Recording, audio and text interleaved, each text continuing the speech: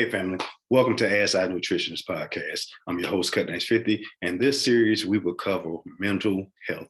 I believe this subject right here covers everybody that's on this planet. And if you're not aware, I'm a believer that nutrition, health, fitness, and mental health are all connected and necessary for us to function properly and maintain balance in our lives.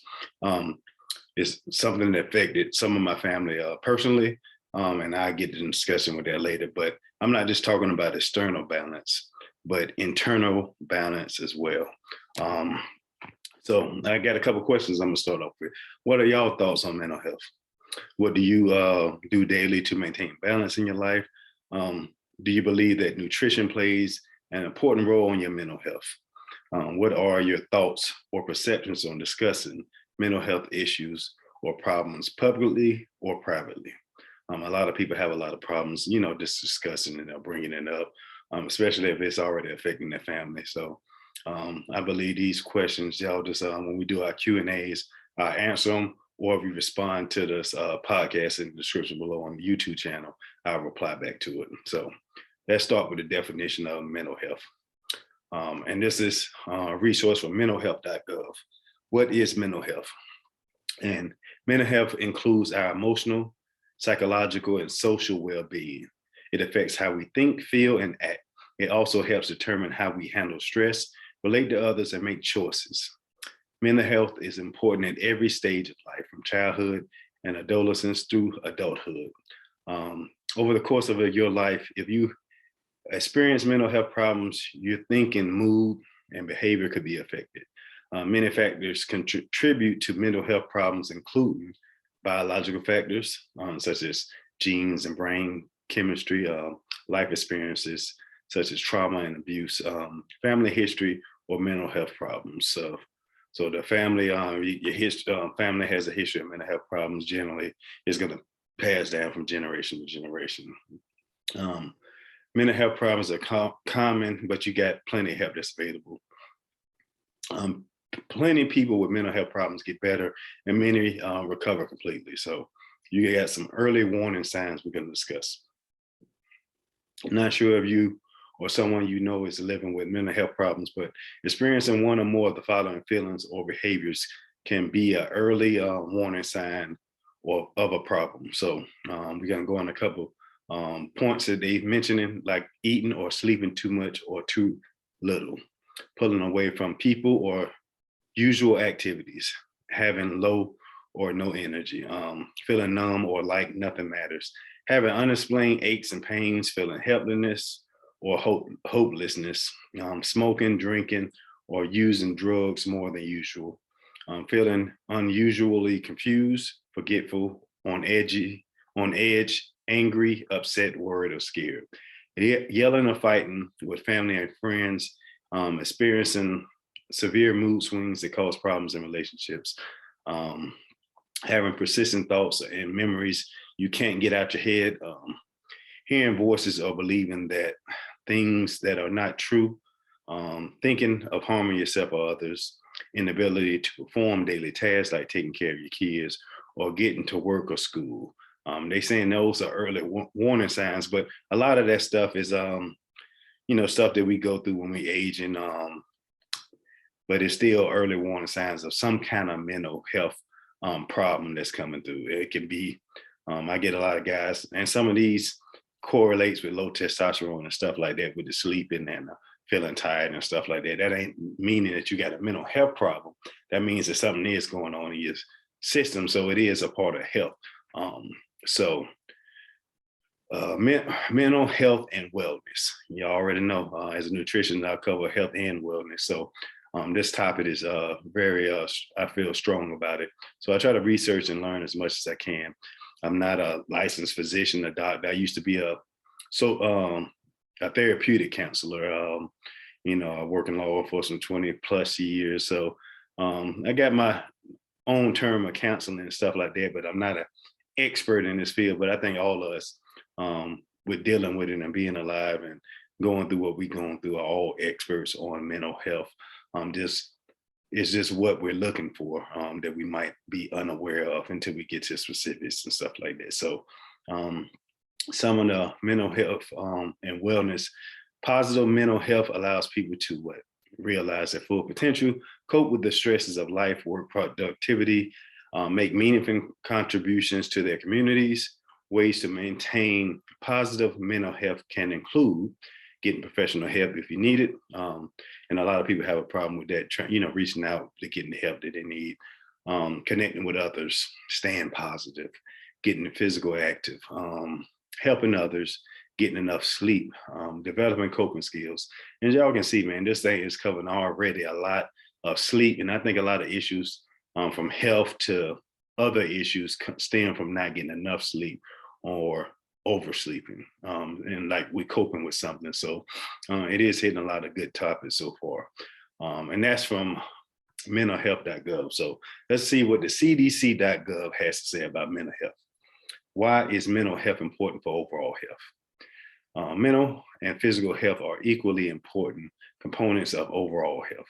For example, depression increases the risk of many types of physical health problems, particularly long-lasting conditions like diabetes, which I just covered, heart disease, and stroke. Similarly, the presence of chronic conditions can increase the risk of mental illness. So the CDC just told you what we just went over in our diabetes series, is that everything is all connected. I know you think some people might believe that it's not, but your physical health, your mental health is all connected and it affects each other. So let's continue. Can your mental health change over time? And we all know this with age, but let's see what they say. Yes, it is important to remember that a person's mental health can change over time, depending on many factors. When the demands placed on a person exceed their resources and coping abilities, their mental health could be impacted. For example, if someone is working long hours, caring for a relative, or experiencing economic hardships, they may experience poor mental health. And like I said, we're not all built the same. I came from a rough childhood, but I had a loving family. So all of us are built different, but you got to do whatever you can handle. And when you feel like you need help, you need to reach out for it. I've done seen so many people not reach out to it. And one of the guys, and I'm gonna have another podcast talk about that. He's one of the strongest guys I know, a good friend of mine. And he ended up taking his own life. And he was a pastor. So man, the church turned their back on him. Other people ain't believe what he was saying, stuff like that. So it was a whole big deal. But I think enough time has passed for me to share that story, and that'll be in another podcast coming up. But how common are mental illnesses? Mental illnesses are among the most common health conditions in the United States. More than 50% will be diagnosed with a mental illness or disorder at some point in their life. So over 50% of people. So somebody in your family, somebody you know, your spouse, will have some kind of mental illness. They're not going into specifics, but the stats just saying, and I just believe that these stats keep rising just because of the way we eat and how we taking care of ourselves. The stronger your immune system is, I believe the better mental health, physical health that you will be, and your better well-being. But let's continue. 1 in 5 Americans will experience a mental health illness in a given year. 1 in 5 children, either currently or at some point during their life, have had a serious debilitating mental illness. 1 in 25 Americans live with a serious mental illness such as schizophrenia, bipolar disorder, or major depression. So they also consider depression as a mental illness. As far as bipolar disorder, I had an officer who had bipolar disorder. So, that's different mood swings and stuff like that. So you got to be careful what you say, because they, if they're not on the right medication, their moods can change at any minute. So what causes mental illness? There is no single cause for mental illness. A number of factors can contribute to risk for mental illness, such as early adverse life experience, such as a trauma or a history of abuse. For example, child abuse, sexual assault, witnessing violence, etc. PTSD, they keep going, but those are some examples that can lead to mental illness because of the way you failing to process that. Experiences related to other ongoing chronic medical conditions, such as cancer or diabetes.